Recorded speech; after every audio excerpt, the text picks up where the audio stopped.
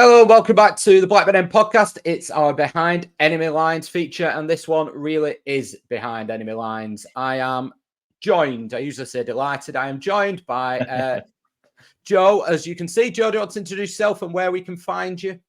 Yeah, so as Marcus said, I'm Joe, big Burnley fan. We run the biggest, well, the only dedicated Burnley YouTube channel, to be honest, but the biggest sort of like social media account for Burnley. On all social medias combined, you can find us just searching Turfcast Podcast on YouTube. That's mainly where we do it. We have a podcast as well on all usual podcast platforms, and we're on all socials as well. I suspect that not one of your listeners will be typing my podcast name into Google, though. We'll see. Right, we'll get into it. So obviously, this is all around yourselves, all around your season, what you're looking forward to, what you're expecting, all these kind of things. So from an outside looking in, there's been a lot going on over the summer. Obviously, you've had a change of manager, transfers. For full transparency, this is recorded on Monday. We normally put this out on a Friday. I think just because it's the last week before the window closes, we're going to have to get this out early. But talk to us about your pre-season, the change of manager, and how your feelings were about all of that. Yeah, well, obviously, company left. How we got the Blackburn job? My God, imagine how we got the Bayern job. I will never know. I actually look, there was so much noise last season because we were dreadful, which I'm sure you guys obviously enjoyed, but we were dreadful. And company just refused to change it. I kept backing him on the podcast saying, look, it's the first time he's in the Premier League. He's going to learn. He'll get better. He'll come down with us. We'll go back up again if we keep him and keep the core of this squad.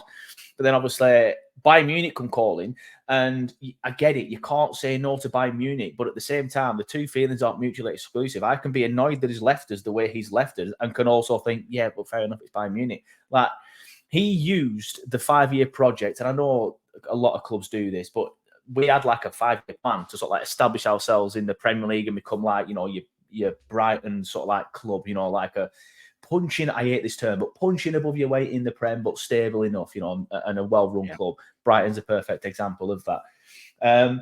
And he just hit every time we were dreadful last season. He's like, look, 5-year plan. We're on track. We're ahead of it. You know, don't worry, don't panic. And then just to suddenly up and leave as soon as Bayern come calling, it frustrated a lot of fans, but at the same time, we get it. Obviously, then we bring Parker in. Good manager at this level. I'll be honest, I was a little bit underwhelmed at first. But, you know, his CV speaks for itself. We got Fulham out of the league. We got Bournemouth out of the league. The only problem with Parker is, and this is where a lot of fans sort of like question it, is when he's in the Prem, he's not good enough. So we're just going to have another season like last season if we get promoted under Parker, or we'd have to sack him like Fulham and Bournemouth did. Well, I think he walked out of Bournemouth, you know, after 2-3 months.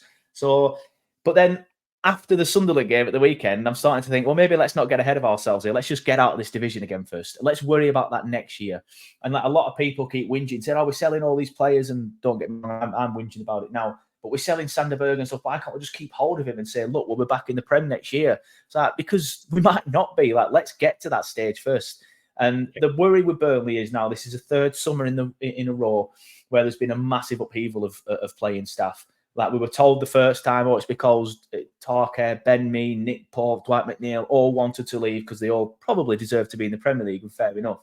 And then the summer after, we were told, oh, we had to get rid of all these players because we've now been promoted, so we need better players. So we're like, yeah, okay, fair enough. But let's not keep doing this, please, every summer. Now this summer, it's like, oh, we're selling everyone. And we don't know why we're selling everyone. Are we under financial stress? I don't believe so. Is it PSR stuff? Potentially. So yeah, it's all a bit up in the air at the minute. I don't even know who's going to play on Saturday. I didn't really know some of the names on the bench the Saturday just gone against Sunderland. We had 2 keepers on the bench, obviously a keeper playing. So we had 3 keepers in the squad, and we had 2 or 3 under 21 players in there, and just no options at all off the bench. And, you know, it would just, we've gone from having this squad that would, in my opinion, have walked for the Championship. The squad was better than what it was the last time we were in the Championship. And we went to Luton, dismantled them. All right, we'll poor against Cardiff, but, you know, we won 5-0. And we won 5-0 because of the quality that we had, by the way, because the playing staff were just so good. We just had too much for them. So to see that completely dismantled, now leaves us in a state of anxiety about the season. A lot of us, we were confident. We're going into it. It's like, okay, championship, at least there's no VAR. At least we're not getting spanked every week. We can go and win some games and potentially, probably get promoted again.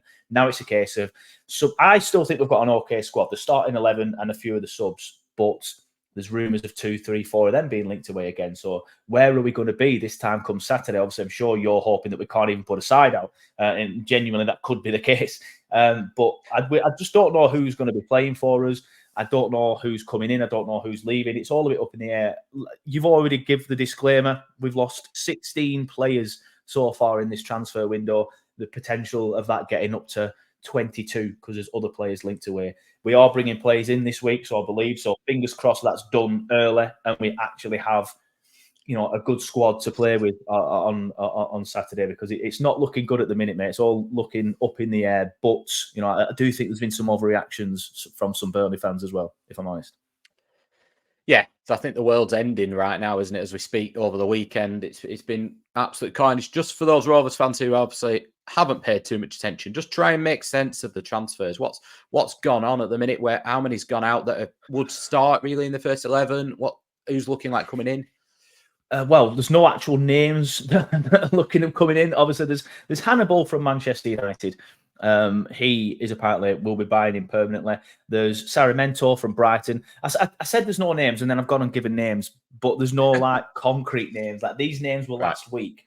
So these names were last week, and we haven't heard any links again recently, but these were the links last week. And then is it Michael Johnson from Celtic? They're the three apparently that I think he did quite well at West Brom last year. I'm not sure. But they're the three that at the minute are coming in. But God, people who have left. So we had Wilson Odobert, would have probably been the best player in the Championship alongside Sanderberg. Can completely understand why them two have left. You can't really turn 30 down for Wilson Odobert. And Sanderberg's a Premier League quality player now. He deserves to play in the Premier League. We also saw Muric. I'm not sure if you've seen his howler at the weekend. Not overly fussed about that. He would have been my number one. It was obviously the number one for the Championship campaign last year. But we had an okay replacement in Trafford, who I do think will be England's number one within the next 3-4 years. But I also think we'll end up selling him this week. So we've got Haladki in as well from Ipswich, who did well at Ipswich last year. Apparently, we're looking at a new goalkeeper as well. So I'm not sure where we are with that one. I think since we've been recording, we've actually sold somebody else. In between our shows then, I've noticed that Amin Al-Dakil's gone to Stuttgart. But yeah, obviously Sanderberg left, Muric left, Wilson Odobert left, Amin Al-Dakil left, Anas Sarori left. Who else is there? There's that many. It's genuinely been 16. Obafemi left. Obafemi, right, is not a good footballer. Like, he is okay for probably a team like Plymouth where he's gone. But on Saturday, we put a 21-year-old centre-back up front. He might not be 21, I don't know the exact age, but a young centre-back up front for the last 10 minutes. Like, why are you letting all these players go to then stick a young centre? What's he going to do up front? But that were where we were at. And yeah, I know I've said 16 have left. It may well be 17 now. I'm not sure where the Al-Dakil statement is.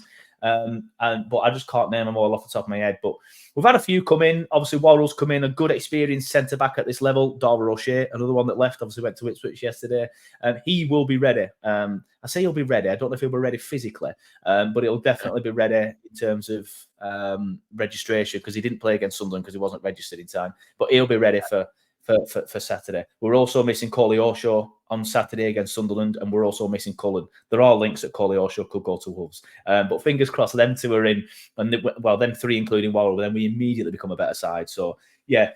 Sorry for the scattergun answer, but it's all a bit scattered for the approach, and just everybody's just been sold out of nowhere, and it's just like, fine, we get it. Some players are going to leave. They don't all need to leave, and if they are all going to leave, start doing it in July.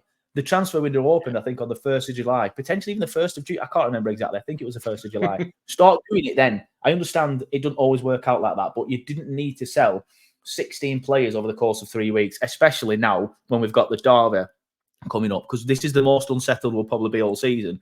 So if this disruption then ends up in us losing the Derby, the board are just suddenly going to go from sort of like everybody's big friend, because Alan Pace, the chairman, he walks around the fan zone on the ground before the match, and I was like, "Oh, Alan, you're right," and all this, and say hello to him.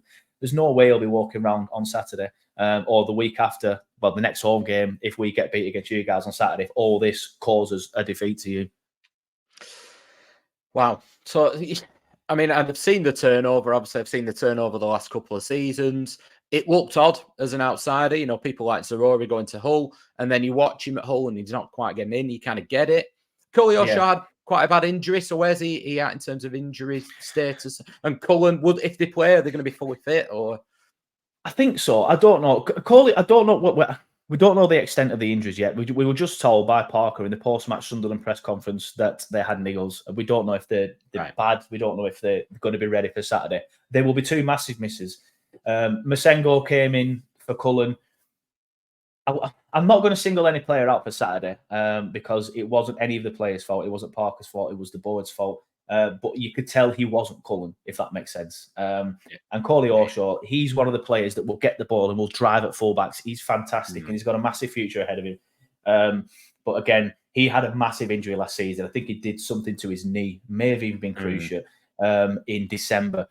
But he started this season and started it very, very well. He looked really good against Luton, really good against Cardiff. In fact, probably a little bit erratic against Cardiff, but he looked like he didn't have any issues with his injuries. But of course, missed out on Saturday. But he may not even be a Burnley player by the time this is even put out into the public. But Cullen was a big miss. So, yeah, it's difficult to talk about players when literally everybody is linked with a move away. And I've battered away so many links in the last 2 weeks and gone, oh, this guy's only got 231 followers. Nothing will come of that. Literally a day later, Fabrizio Romano tweets it and you think, for God's sake, another one. So I don't also want to sit there and say, I don't think Koleosho will go to Wolves, because deep down I don't. But I've said that about 4 or 5 times this summer and then I've looked silly. So I honestly don't know who's going to be there on Saturday.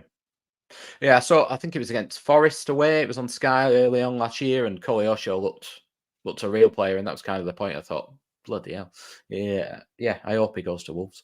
So in terms of hopes and expectations, obviously it's up in the air. But what are you hoping for this season? I'm guessing automatic promotion. And what are you expecting right now with this such a changeover?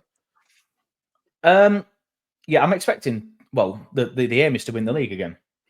The last 3 times we've been in this league, we've finished second, first, and first. We lost 3 times last time out. One of them was intentional, so we could win the league at your area. So we only technically won twice. Sorry, I had to get that in, mate. You know I did. The 2 times before that, we lost 5 on both occasions. So 5 in the first, 5 in the last. So the last 3 times we've been in this league, we've only lost 13 games. I do feel like this league is not that the league's poor, but the gap in between the Premier League and the Championship is so big now. Like we saw against Cardiff. I know I've already referenced it, but they were the better team for 60 minutes in terms of territory and possession and chances being created. They were the better team, but they just couldn't turn it into, good chances or goals. And we were just better than them because we've been the team yo-yoing between the leagues for the last 3 years now. So we had the more money, so we have the more players, so we have the better players, sorry. And I just feel like because of the league, the aim should still be winning the league, or at the very minimum top 2. I understand Leeds will be knocking on the door as well.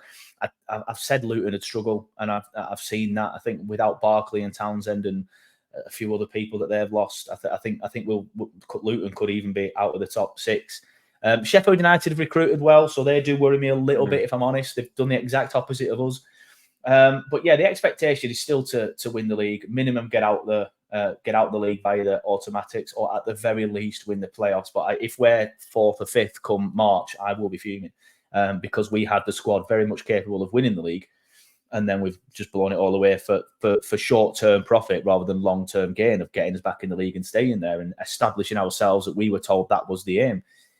In terms of everything that's happened now, I don't want to judge too much. I've tried to be a calmer head on Twitter amongst the Burnley fans. I understand that having around 70,000 followers across all social media, there comes a responsibility of the stuff that you post. So I try not to be as erratic as some of these other people are being and some of these other pages are being.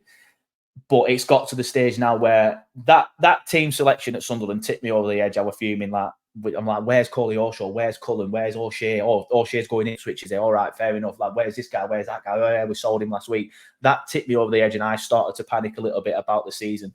Yeah. The squad as it is now, I still think is good enough for the playoffs. But we need additions. We need depth. Because if for example, Koleosho does go to Wolves, or he gets another long-term injury, or Brownhill gets injured, we stacked at centre-back, so any injuries to centre-backs are fine, although they're all currently injured. This is the imbalance of the squad, by the way. We had a centre-back up front because we didn't have any options up front, but we've actually currently got 9 centre-backs at the time of recording. By the time this gets put out there, it might be 8. Like, what do you need 9? It was 10 centre-backs before we sold Dora on Sunday. What do you need that many for? So we've got imbalanced depth, and we just need to bring players in.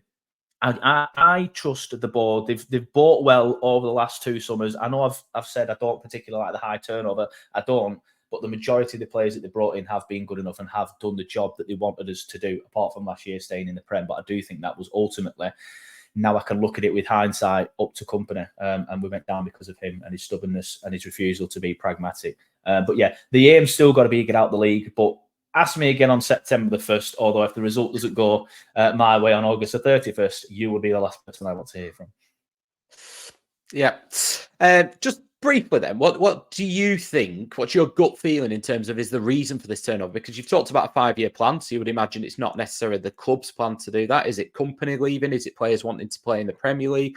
Because you would imagine when you're trying to build as a team that you're going to have the discussion with the players. Listen, if we go down, are you going to be moving on? Do you want, and all players want to play at the highest level, and you get that. You have a season like Orderbear potentially hard, and people are going to move on. But to have such a turnover, it looks strange because it seems like something underlying is going on because you need to start building. So I get Sanderberg, and you probably could predict that because he kind of did the same to come to you. But what do you think is the main reason for the turnover this summer? Ultimately, we don't know. There's rumours of finance. I don't. Just to get it out there, I don't think we're in financial. I don't see how we would be with the amount of sales that we've made, and we like even last year. Yeah, we might have. The reports were spent around 110 million quid. A lot of them were instalments that will never actually be met because we gone on to sell the player. So it were nowhere near that. It was probably around 80, which is still a lot, admittedly. But obviously, the season before we were selling and buying.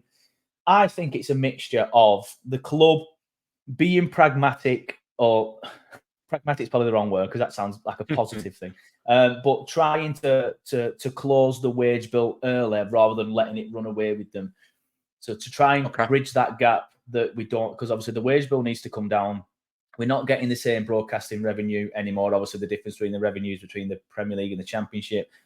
And I think it's a mixture of players wanting to play in the Premier League, like your Order Bears. O'Shea, for whatever reason, he quite clearly thinks he's a Premier League player. I'm not sure I particularly agree on that. But he was twerking for Brentford, then he was twerking for Wolves. He told Ipswich he didn't want to go to Ipswich, and then Brentford and Wolves drop out, and lo and behold, he's suddenly an Ipswich player. Like, he just wanted to get out to be in the Premier League by the look of it.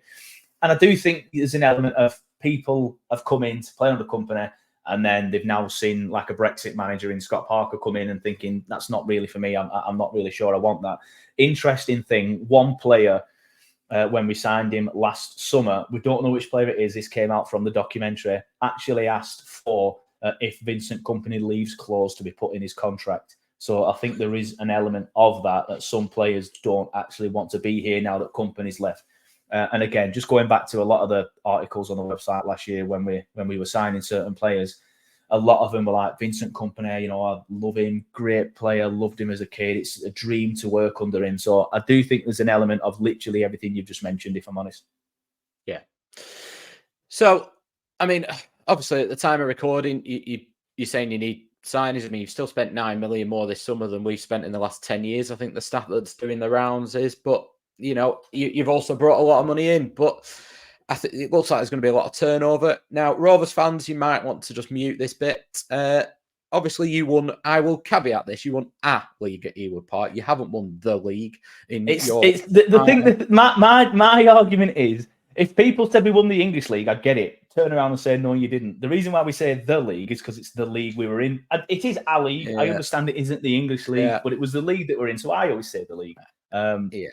Or the championship. I guess the championship would just help everybody say yes. Okay, you won the championship. Yes. Yeah, we'll go with that.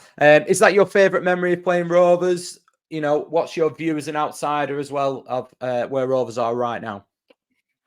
Well, first of all, I know you said, I just want to quickly go back. You said that we've spent more this summer than you have over the last 10 years, because the stat is technically correct, but 18 million of that is on Mike Trezor, who we brought in last summer, but on a loan to buy obligation. So yes, we have technically paid for him this summer, or he has become a contracted Burnley player this summer. But we brought him in last summer. But also, he's actually missing in action. He's not even come back to the club. He will never play for the club again. I very much doubt. He's not even come back. Even the picture on the club website is last season's photoshopped his head off and put it on this season's shirt. The official club line is he's injured and he's had an operation. But he's not come back. He didn't come back. So, and I know that for a fact because I have some good contacts at the club. I don't know where he is now. I don't know if he has since come back in the last 2 weeks, but I know before all of this kicked off, he didn't come back. But yeah, sorry, just to answer your question. Go on. Just on that, Joe, do we need to be concerned? Do we need to put a search party out for Mike Trezor here, or? Well, we're not bothered, mate. You can. I don't think you lot need to be. He's a very good player, but he clearly doesn't want to be here, mate. He clearly doesn't want to be here. He was the Belgian Pro Player of the League the year before we signed him. But yeah, I don't know where he is, mate. I don't know what's going on. Hopefully, it all comes out in the wash. You mentioned winning the championship at Ewood, and it's obviously a good memory. Obviously, it is. And I think for the younger fans and for some fans, it probably will be the best memory of the derby. But for me, it's the first win. The first win in 20. What was it? I was 21, so a long time ago, 15 years ago. That first win when you went 1-0 up. I don't know who scored that goal. Probably Jordan Rhodes. And then we equalised through Shackle, and obviously the some goals are just like make you go mental, even though it's not that good of a goal, but they just make you go mental. You know, when Danny Ings scored that winner, it was bobbing around in the box, and it's like, oh, a hit there, a hit there, a hit there. Then Ingsy just smacked it, and it hits the back of the net. And it's one of the times where it just, when you see the net rustle, it's just one of the times where you go, yeah, get in. It's brilliant. And that's my favourite memory. Obviously, there's good memories in there as well now. I do worry that I'll never have a better feeling than that in this derby, because we've literally won a trophy at your ground, and I didn't feel as good as that first win. So yeah, the Danny Ings one for me, because like I said, I'm 36 now, so I was 21 at the time. That was the first time I'd ever seen Burnley beat Blackburn. I'd watched you beat us 5-0. I'd watched you win at the Turf several times. I'd watched you cheat through the derby in terms of offsides and dives. So that outpouring of emotion to finally beat you as a 21-year-old man, to never see that happen and have to put up with you lot for 21 years of my life, to finally do it, which I suspect will be the same, because it's been, 14 years since you beat us. Now, it's obviously not as much, but in terms of actual games played, it is the longest run that we've ever seen on this derby in terms of victories. I think it's 6 in a row now, is it? And obviously some draws before that. I think there were 3 or 4 draws before that. So in terms of actual result dominance, this is the longest, not longest, the most dominant that anyone's ever been in this derby. But it has still been quite a while, not quite 36 years, but there's going to be some Blackburn fans who are like 17, 18, 19 that really don't remember beating Burnley. So they will have that same feeling this weekend if you guys can get it over the line. And trust me, when you don't beat your main rival for 21 years of your life to finally do it, yeah, that for me, that Danny Ings goal and the full-time whistle, that moment, it was special, mate. It was. Yeah. Well, yeah, there will be Rovers fans out there that won't quite have experienced that. I mean, I was fortunate enough to see, well, unfortunate to see the ones you're talking about, but the 5-0, yeah, I don't know what you mean about cheating. Martin Olsen was absolutely hacked down. Lee Williamson, it was a perfectly good challenge, and David Dunn was clearly onside. VAR would have let that go, and there was 6 minutes of added time, so I don't have a clue what you mean. Just to go back to the Olsen one, if anybody wants to go back to the Turfcast channel and watch him say, I could see from where I were, he were nowhere near him. But you know what? The Dunn offside doesn't even bother me, because that's the linesman's fault, right? Obviously, it bothers me. But the linesman should have got his job right. But just out and out cheating like that, it winds me up. And I know some Blackburn fans will say, "Oh, actually, Barnes handled it last year." He did, and again, it's not the referee and the linesman should have spotted that. Does he move his hands? I can't remember. Obviously, I didn't really see it. I don't think he does it intentionally, like Olsen intentionally dived. But thankfully, it all came up roses in the end. Yeah, it was handball, just to clarify. Yeah, Martin Olsen did dive, and we sing about it. It's great. The stuff like that makes it almost better sometimes, doesn't it? The fact Dunn was offside, I suppose, it almost adds to it a little bit. Right, okay. So in terms of just very briefly, outside looking in, Rovers right now, what's your thoughts on how we're getting on? It's hard. It's hard to know how good you are at the minute. You've played, you've won 2 games against 2 teams you should be beating. I think Derby will be bottom of the Championship come the end of the season. They've looked absolutely atrocious. Oxford, people keep telling me they'll surprise a few people, but Oxford surprising people is them finishing 20th. So they're going to be down there regardless. So it's difficult to know where you're at. You looked good against Derby, but again, it's Derby. You did get a good result down at Carroll Road with I think, was it 2-2 draw down there? 2-2. Yeah, but I don't know what to make of Norwich yet as well, because they've lost Jonathan Rowe. I don't think they're going to be great. I think top 10's probably the best they can do. So this is your toughest test of the season so far, to be fair. So it's difficult to know where you're at. I do like the look of the Japanese lad. I think he's got a good technical ability. He's come in quite well. I like the signing of Vyman. I think that's probably my favourite signing of least favourite if you obviously think about it. But I was surprised when you got him. Like, sometimes you see players like that, you think, good established Championship midfielder. Legs have probably gone, but brings a lot of experience in. And I was surprised when he's like, I'll go there. You're thinking like he'll go to somebody that would be pushing for playoffs. I mean, I don't know, that might be your aim. But I think he's a good signing. I don't know what to make of the other lad. Is it Gay? Probably pronounced that wrong. Yeah, I don't know what to make of him just yet. But I think you remind me of what we did all the way back in like 2006, 2007, I think it was, when we lost Andy Gray, not Andre Gray. We had Andy Gray before that. Yep. And then he said, I want to go to Charlton. I think he went to Charlton for like, £1 million or whatever the market was then. And then we replaced that one good player who scored the most of our goals with like 3 or 4 good players, like not as good as him, but good players, and it improved the squad, even though we'd lost the better player. And I think you've done that with Smodics. So I don't think you'll be in as much trouble as what you were last year. I think probably mid-table to lower half of mid-table, if that makes sense, it'll be where you're at. But I don't think you'll be looking over your shoulders too much. Yeah. I mean, in terms of the Smodics money, we haven't spent that yet, so we need to pull our finger out really this last week. So obviously it's very, very much up in the air. But in terms of, I'm not going to ask you for a predicted lineup. How do you think you're going to set up? Will the style of football change much? Will many of the new signings come in? Do you think, is it that desperate that you need to get them starting, or?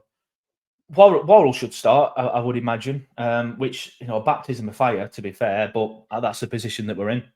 I know I said we've got plenty of options at centre-back, but obviously we've sold O'Shea. Esteve, he's a very good player. He will be alongside him. And then after that, we've got Jordan Bayer, injured. Amin Al-Dakil, just gone to Stuttgart. Delcroix, injured. Who are the other centre-backs we've got? We've got so many, I always forget. But they're all injured. A lot of centre-backs are injured. So I think Worrell comes straight in. Hopefully, Coley O'Shaw isn't sold and he comes in. Like, we were poor against Sunderland, but this is a Sunderland side that are obviously now top of the league. They started very well. And they didn't dominate us. They were better and deserved to win, and probably deserved to win by a little bit more, if I'm being honest. But they didn't dominate us. They won the midfield battle. But if we bring in Josh Cullen and then drop Masengo, and then Brownhill has the freedom to do his own role rather than trying to cover Masengo like he was doing against Sunderland, then that midfield is suddenly eternally better. And then we've also got Worrell coming in, and CJ played okay against Sunderland, but it brings experience with him, does Worrell, and experience alongside Esteve. So Esteve is not worrying about the young centre-back next to him. And then Coley O'Shaw, brilliant player, as you've already said. So ultimately, them 3 hopefully come back in. And then, I think if we're bringing some tricky wingers in, which I think we need to do, and maybe a number 10 if Zeki Amdouni leaves. If Zeki Amdouni stays, which I don't think he will, apparently he wants to go to Benfica. If Zeki Amdouni stays, get him behind Foster in the 10, get Coley O'Shaw on the left, bring Cullen back in, put Worrell in. We're suddenly, again, looking like a top 2 Championship side. Fingers crossed they're all there, but honestly, some of them, if not all of them, will be sold. So it's difficult to say how we're going to set up. In terms of style of play, it's always, I think we'll do what we did with Cardiff. I'm going to say what we did with Cardiff, have more of the ball. We tried to have more of the ball, but Cardiff didn't. And with Luton, we just kind of like sat back and let them come at us. So it's difficult again to say when you've only got a small sample size of what I've actually watched Burnley under Parker. 3 completely different games, and we played differently in all 3 of them, if I'm honest with you. And again, the Sunderland one can kind of be crossed off as like, I don't know what's going to happen because of the players that we're all missing. So I would suspect that you will let us have the ball. I think you've said that yourself on Turfcast. So if that is the case, then we will hopefully Just sort of like play it around the back, pass it in midfield, try and pull you out, and then pass it round you and try and get in behind, which is kind of what we did to Luton. But we let Luton have the ball. We sat back, and then when we had the ball, played it around the back, they would then press us too far forward, leave gaps, and then we'd then exploit them gaps. So I would suspect that we'll try and do something like that. Just try and bring you out and then pass it round you. Yeah, I don't think we'll be sat in a low block like we were at Leeds, but I do think we've been pressing quite high, but I think we'd be daft to go gung-ho with that. So I wouldn't expect that. And I think the pattern of the game will be that you end up with a lot of the ball, but we will wait and see. Very difficult, I know, but we're going to put you on the spot, Joe. Give us your prediction. 6-0. No. Honestly, like I said, it's difficult. Even now, I do think we have the better squad and the better players. It's just so imbalanced at the minute, and I don't even know who's like now. I'm saying that even now, like by the time this is put out there, we may not. We may have sold 3 or 4 more. I do still think that ultimately we'll have too much for you. I'm going to say 2-0, just because I can't predict a Burnley defeat. If somebody came out of the clouds now and said, "Look, would you take a draw?" Just because of the anxiety and all the upheaval of this week, I'll probably be like, you know what, mate, just so they don't beat us, yeah, give me a draw and I'll take it. I just don't want to lose the game. You know, if you came to the turf, you know, without all this upheaval and just were the better side on the day, I'd be like, you know what, fair enough. They completely deserved it. But if we end up losing because of a 2-3 weeks of sales and upheaval and disruption, then that's unforgivable. That's why, obviously, I never want to lose against you, but that's why I don't want to lose against you now, because it will just be like, right, we've lost to them because of this. Whereas, say, like if you came to the turf in November that time and you were just the better side and you beat it, I'd be like, yeah, doff me cap to you. I'd be like, you know what, fair play to them. They were the better side. But I do worry about the squad upheaval, but ultimately I do still think we'll have too much for you. I think it's the toughest game that you faced so far this season. Like I said, it's difficult to gauge where you're at because I haven't really seen you play anyone of any quality yet.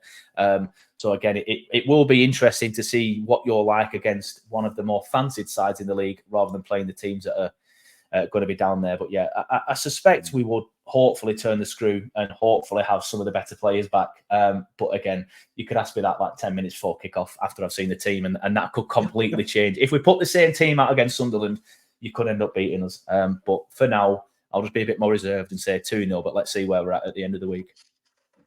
Yeah, I think it feels very strange going into this game as probably the more settled team, probably the one who's looking more like a team than in individuals. I think undoubtedly you've got probably the more individual quality right now.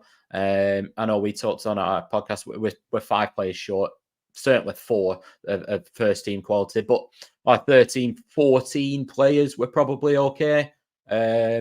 So yeah, it feels a strange one, but thank you very much, Joe. I'm not going to wish you good luck for the season. I'm certainly not going to wish you good luck for Saturday. But if you want to tell everybody where they can find you, and hopefully, please be responsible with your comments to Joe if we do win. And if they don't, then just go and watch his reaction and see if he's delighted with the result. Why not? Yeah. You can just search me on most of our stuff goes out on YouTube, but you can find it on podcasts as well. We do 60-second reviews after the match, full-time reactions, which are a little bit longer, and then full-time shows. So there's quite a lot of post-match content. Fingers crossed there's no tears shed over on Turfcast this weekend. Not that there ever has been, but still. Just search Turfcast. You find us on YouTube. We're pretty much the only, well, not the only one. Actually, there is another one that I completely forgot about earlier when I said that. But yeah, the biggest one on there. So search Turfcast Burnley and you'll definitely find it. And yeah, be respectful with your comments. I am known to block people very easily. So if I see, wait, Dingle or something like that, it'd be a straight block, mate, off your pop. I'm sure nobody will say anything like that. But yeah, right. So that's it from Joe. That's it from me. And the podcast will be out this week. This will be coming out earlier than usual. So normally it'd be out on a Friday. But I think we need to get it out early, just given the week of upheaval that both teams may well have, but certainly yourselves. And please, everybody, I'm just going to implore you, enjoy the game, but please be nice and sensible. The last thing we want is any negative headlines, and any return to the bubble fixture would be greatly appreciated if we can avoid that as well. But thank you very much for listening, and like and subscribe.